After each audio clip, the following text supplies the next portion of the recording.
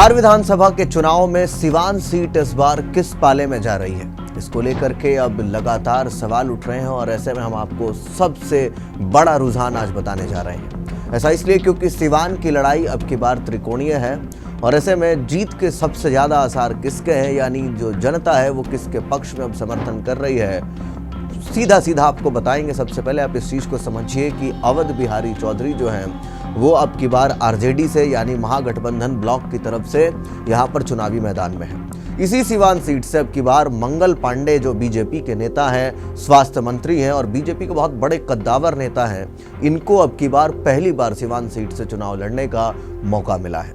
तो अवध बिहारी चौधरी और मंगल पांडे की आमने सामने की सीधी टक्कर थी, मगर इसी बीच जनसुराज के जो प्रत्याशी हैं इनखाब अहमद वो चले आते हैं बीच में। अब ये इनखाब अहमद जो है यही कहीं ना कहीं गेम बिगाड़ते हुए नजर आ रहे हैं। दरअसल आप इस चीज को समझिए कि सिवान जो सीट है उस पर मुस्लिम समुदाय जो है वो बहुत बड़ा फैक्टर बनता है जीत के लिए। और आप इस चीज को जानते होंगे कि मुस्लिम समुदाय जो फिलहाल सिवान सीट पे है वो 25% है, यानी जो वोटर्स हैं मुस्लिम समुदाय के वो 25% है और यही निर्णायक है। और सबसे बड़ी बात यह है कि अगर इनखाब अहमद की ओर ये मुस्लिम समुदाय खींचा चला जाता है, ये 25% वोट जो है वो इनखाब अहमद यानी जनसुराज को चला जाता है, तो फिर अवध बिहारी चौधरी के हारने की संभावना पूरी है। हम ऐसा इसलिए कह रहे हैं क्योंकि तब मंगल पांडे को समर्थन मिल जाएगा और इनका जो MY समीकरण है वो कहीं ना कहीं टूट जाएगा जो महागठबंधन का है। मगर अगर इनखाब अहमद को मुस्लिम समुदाय का वोट नहीं मिला और वो जो मुस्लिम समुदाय पहले वोट करता रहा है, यानी कि जिसको वोट बैंक माना जाता है आरजेडी का, अगर वो आरजेडी को ही वोट करता है तो फिर अवध बिहारी चौधरी यहाँ से बाजी मार लेंगे और फिर मंगल पांडे को पछताना पड़ेगा। और ये मंगल पांडे जो है वो बीजेपी का बहुत बड़ा कद्दावर नेता है, तो आप इस चीज से अनुमान लगा सकते हैं कि सीट पर लड़ाई कितनी दिलचस्प है।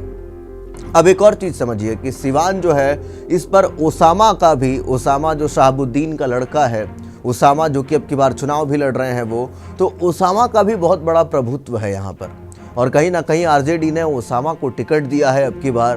तो मुस्लिम समुदाय जो है वो अब इनखाब अहमद की ओर जाएगा या फिर ओसामा का समर्थन करेगा, ये दोनों फैक्टर जो है सबसे महत्वपूर्ण है। अगर मुस्लिम समुदाय इनखाब अहमद को सपोर्ट करता है तो फिर अवध बिहारी चौधरी के हारने की संभावनाएं पूरी हैं, मगर अगर ऐसा नहीं हुआ तो फिर अवध बिहारी चौधरी को जीतने से कोई रोक भी नहीं सकता और ऐसे में मंगल पांडे जो है वो कहीं ना कहीं पीछे रह जाएंगे।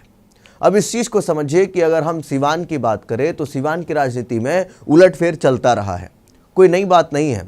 ये पहले जो है लालू प्रसाद यादव का गढ़ माना जाता था। 1985 के बाद यहाँ की राजनीति जो है वो जो राजद सुप्रीमो है लालू यादव, उनके इर्द गिर्द ही घूमती रही थी और इस वजह से ही 1985 से 2005 तक राजद के अवध बिहारी चौधरी जो है वो यहाँ से जीत दर्ज करते रहे।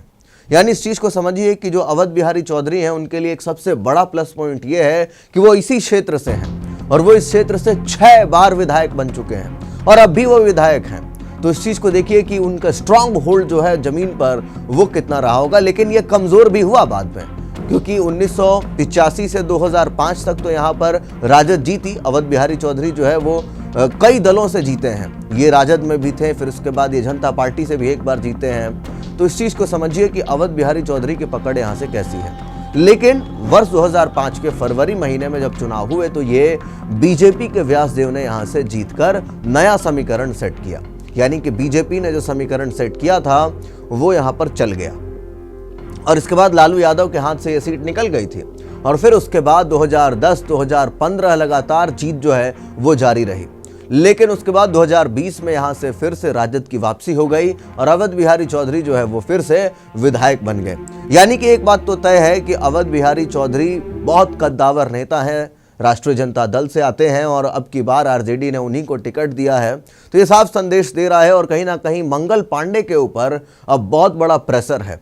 अगर इनखाब अहमद जो है जो जनसुराज से आते हैं, अगर वो मुस्लिम समुदाय को टरका देते हैं, उनका वोट निकाल लेते हैं, तो फिर यहाँ पर तो लड़ाई बीजेपी के लिए आसान है, नहीं तो फिर बीजेपी के लिए बहुत मुश्किल गेम पड़ रहा है। अब इस चीज को समझिए कि जो अति पिछड़ा वर्ग है, सवर्ण है, वैश्य है और कोयरी है, वो यहाँ पर बीजेपी का आधार मत रहा है। यानी अति पिछड़ा समुदाय जो है, वैश्य समुदाय जो है और सवर्ण है, ठीक है, तो ये सभी अपर कास्ट के जो लोग हैं वहाँ पर वो सभी बीजेपी के कोर वोटर हैं। और राजद का जो आधार है वो फिर MY पे ही बेस्ड है। मुस्लिम और यादव पर ही ये लोग गुणा गणित पूरा फिक्स करते हैं।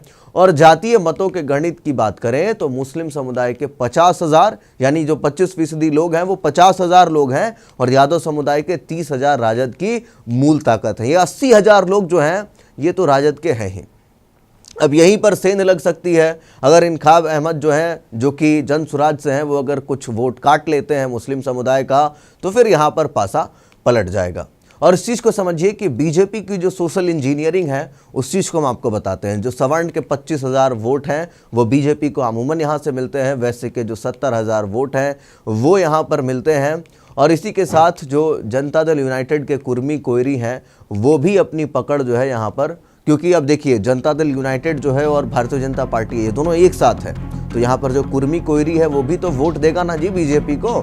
तो ऐसे में यहाँ पर जो लड़ाई है वो बहुत ही रोमांचक हो रही है, क्योंकि यहाँ पर पहले लड़ाई दो ही खेमे में थी, बीजेपी और RJD। लेकिन जब से जनसुराज पार्टी आई है तब से पूरा गेम बदल गया है। और अब इसी वजह से दोनों में से किसी को ये नहीं कह सकते हैं कि बिल्कुल मुहर लग गई है कि यहाँ से ये जीत ही जाएंगे। लेकिन एक बात तो तय है कि जनसुराज यहाँ पर जो अपना रोल है वो सबसे बड़ा प्ले कर रहा है। तो ये कहीं ना कहीं साफ दर्शाता है कि अब की बार उस सीट से क्या होने जा रहा है, सिवान से। बाकी सिवान के लोग जो है वो क्या कुछ सोचते हैं। और देखिए ऐसा नहीं है, यहाँ पे स्विंग वोट बैंक की परंपरा है।